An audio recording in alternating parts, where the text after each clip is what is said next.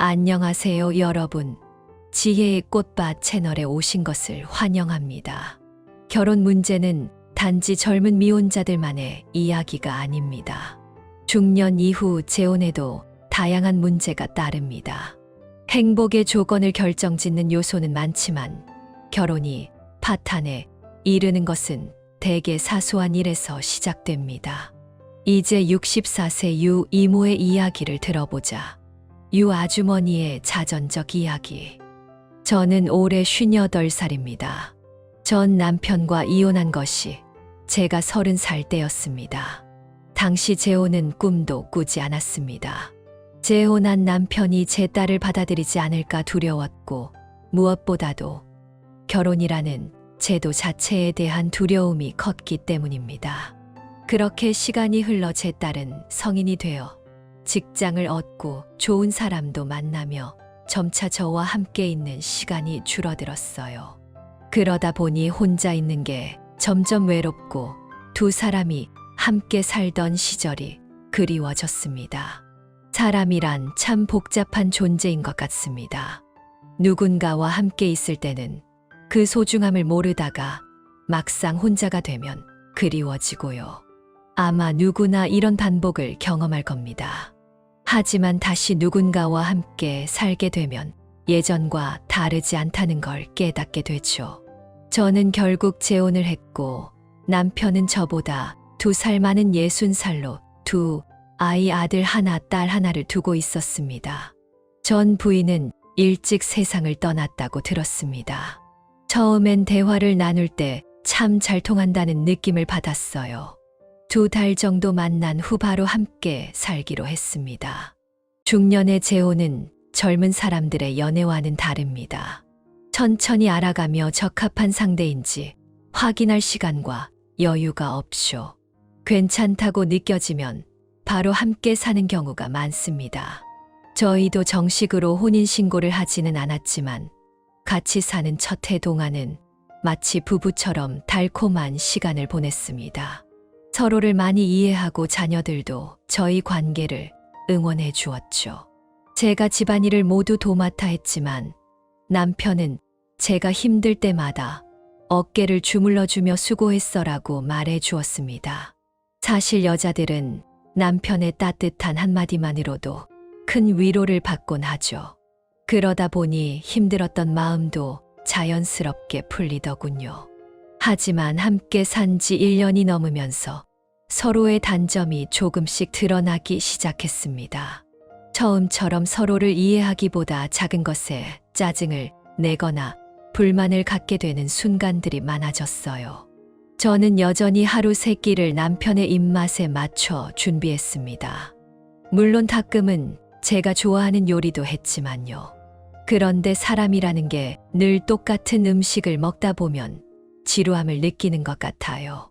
하루는 남편이 식탁에 앉자마자 화를 내며 맨날 이런 음식만 먹으니 질리지도 않느냐고 했어요. 저는 농촌에서는 이런 채소나 밥이 전부인데 더 새로운 음식을 어디서 구해오라는 거야 라고 답했죠. 그러자 남편은 그래도 가끔은 특별한 요리도 해볼 수 있잖아. 예를 들면 새우나 산의 진미 같은 거 말이야라고 말했어요. 여기는 시골이야. 내가 어디서 새우를 사오겠어. 설령 산다고 해도 내가 원하는 그런 새우는 아닐 거야. 먹고 싶으면 먹고 아니면 말고. 원래 날도 더운데 남편이 짜증을 내니 나도 참을 수가 없었어. 그날 저녁은 결국 기분이 상한 채로 끝났어. 시골에서는 다들 알다시피 직접 재배한 오이, 채소, 옥수수 같은 것들 뿐이야. 도시처럼 원하는 걸 다 구할 수는 없어. 이 일로 남편과 일주일 동안 말을 하지 않았어. 각자 할 일만 하고 밥도 따로 먹었지. 마침 이 시기는 농사일이 한창 바쁠 때라 모두 서로 도와가며 지내. 오늘은 남편이 이웃집 배추 심는 걸 도와주고 나는 우리 집 밭에서 풀을 뽑았어. 하루 종일 밭에서 일하고 나면 당연히 피곤하고 지치지. 저녁에 남편은 이웃집에서 술을 마시고 나는 8시쯤 벌써 침대에 누웠어. 온몸이 너무 피곤해서 아무것도 안 하고 푹 자고 싶었거든. 남편은 10시쯤 들어왔는데 술 냄새가 진동했어. 이미 잠이 들었는데 문 여는 소리가 너무 커서 깼지 뭐야. 남편은 침대에 눕자마자 이리저리 뒤척였어. 침대가 가시밭이라도 된 것처럼 말이야. 나는 짜증이 나서 하루 종일 일했는데 왜 안 자고 뭐 하는 거야? 하고 물었어. 그런데 남편은 아무 대답도 없이 나를 꼭 끌어안았어. 뭔가 하고 싶었던 거지. 남자는 원래 그런 욕구가 많잖아. 부부 사이에 그런 일이 있는 건 당연하지만 나는 정말 그럴 기운이 없었어. 하루 종일 일해서 온몸이 쑤시고 너무 피곤해서 그저 조용히 자고 싶었어. 그런데 남편은 전혀 피곤하지 않은 듯 뒤척이기만 했고 나는 점점 더 짜증이 났어. 나는 말했어. 잠이 안 오면 옆방에 가서 자. 내 휴식을 방해하지 마. 두 사람이 같이 자면 더 더울 테니까. 그냥 내가 스스로 다른 방으로 가. 그런데 갑자기 남편이 나를 발로 차버렸어. 내가 참아줬더니 기어올라? 나 정말 아프고 피곤해. 하루 종일 일했어. 너만 일했냐? 나도 똑같이 힘들었어. 내가 피곤하다며 나만 피곤한 것처럼 굴지 마. 피곤하면 그냥 일찍 자면 될 거 아냐. 세월이 흐르면 잠도 줄어든다더니 그 말이 딱 맞는 것 같습니다. 이른 줄에 들어선 할머니의 하루는 새벽 3시. 닭이 울기도 전에 시작됩니다. 깊은 잠에 빠져 있어야 할 나이지만 할머니의 눈은 어김없이 떠집니다. 간단히 세수를 하고 따끈한 누룽지나 고소한 두유 한 팩으로 속을 달랜 할머니는 이내 집을 나섭니다. 젊은이들이 깨어나기도 전인 어둑한 새벽. 심야 버스에는 사람이 없을 것 같지만 할머니와 같은 100발의 어르신들이 하나둘씩 버스에 오릅니다. 모두 할머니와 같은 곳을 향해 가는 사람들입니다. 할머니의 일터는 높이 솟은 도심 속 빌딩입니다. 깨끗한 사무실을 만들기 위해 할머니는 매일 새벽 묵묵히 자신의 일을 시작합니다. 책상 아래 놓인 쓰레기통을 비우고 빗자루로 꼼꼼하게 바닥을 쓸고 깨끗하게 빨아낸 걸레로 비상계단을 한 계단씩 정성스럽게 닦습니다. 이렇게 빌딩 구석구석을 쓸고 닦다 보면 어느새 오후 3시 집으로 돌아갈 시간이 됩니다. 이른이라는 나이에 몸이 힘들지 않다면 거짓말이겠지만 할머니는 오히려 집에서 쉬면 뭐해. 이렇게 움직일 수 있으니 얼마나 감사해라며 웃음을 잃지 않습니다. 젊은 시절 남편의 사업 실패와 갑작스러운 죽음은 할머니에게 큰 시련이었습니다. 하지만 할머니는 좌절하지 않고 홀로 자식들을 키우며 억척스럽게 살아왔습니다. 이제는 먹고 살 만큼 여유가 생겼지만 할머니는 과거에 대한 후회를 털어놓습니다. 남편 사업만 잘 됐어도, 남편이 조금만 더 오래 살았어도, 노후 자금 걱정은 없었을 텐데. 그렇습니다. 인생은 예측할 수 없는 사건들로 가득합니다. 하지만 할머니는 힘든 순간에도 희망을 잃지 않고 묵묵히 자신의 삶을 살아왔습니다. 할머니의 삶은 우리에게 깊은 울림을 줍니다. 첫째로, 이른이 되어 가장 크게 후회하는 것 중 하나가 바로 노후 자금을 충분히 마련하지 못한 것이라고 합니다. 미래의 새 연구소의 설문조사 결과만 봐도 50세 이상 퇴직자 중 거의 절반에 가까운 사람들이 저축, 연금, 보험 등에 더 관심을 가질 걸 후회한다고 답했습니다. 할머니 세대는 전쟁 후 폐허 속에서 가난을 극복하기 위해 밤낮 없이 일하며 자식들을 키우느라 노후 준비는 엄두도 내지 못했습니다. 하지만 요즘 세대라고 해서 마냥 쉽지만은 않습니다. 치솟는 물가,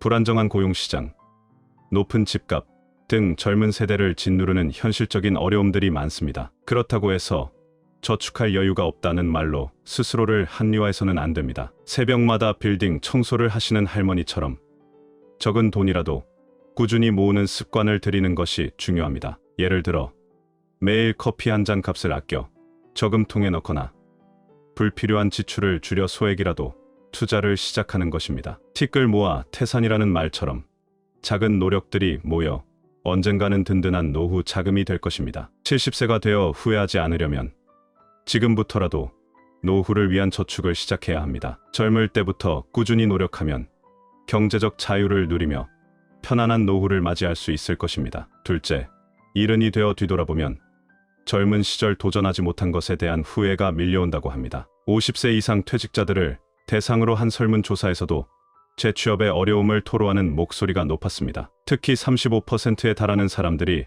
퇴직 전에 부업이라도 시작해둘 걸 후회한다고 답했습니다. 물론 해오던 일을 계속하거나 창업을 하는 경우도 있지만 60대에 새로운 일을 시작하는 것은 결코 쉽지 않습니다. 나이가 들수록 새로운 것을 배우고 도전하는 것에 대한 두려움이 커지고 사회적 편견과 제약이 발목을 잡기도 합니다. 하지만 용기를 내어 도전하는 사람들에게는 새로운 가능성이 열립니다. 지방 소도시에서 평범한 직장 생활을 하던 한 할아버지의 이야기를 들어보세요. 어쩔 수 없이 직장을 그만두게 되어 막막한 상황에 놓였지만 실업급여를 받으며 생활을 이어갈 수 있었습니다. 그러던 중 우연히 국가에서 지원하는 제과제 빵 교육을 알게 되었고 평소 빵을 좋아하던 할아버지는 새로운 희망을 품게 되었습니다. 할아버지는 젊은이들과 함께 빵을 배우며 손녀가 좋아하는 마들렌, 초코 머핀 등을 만들었습니다. 제2의 인생을 꿈꾸며 즐겁게 배우는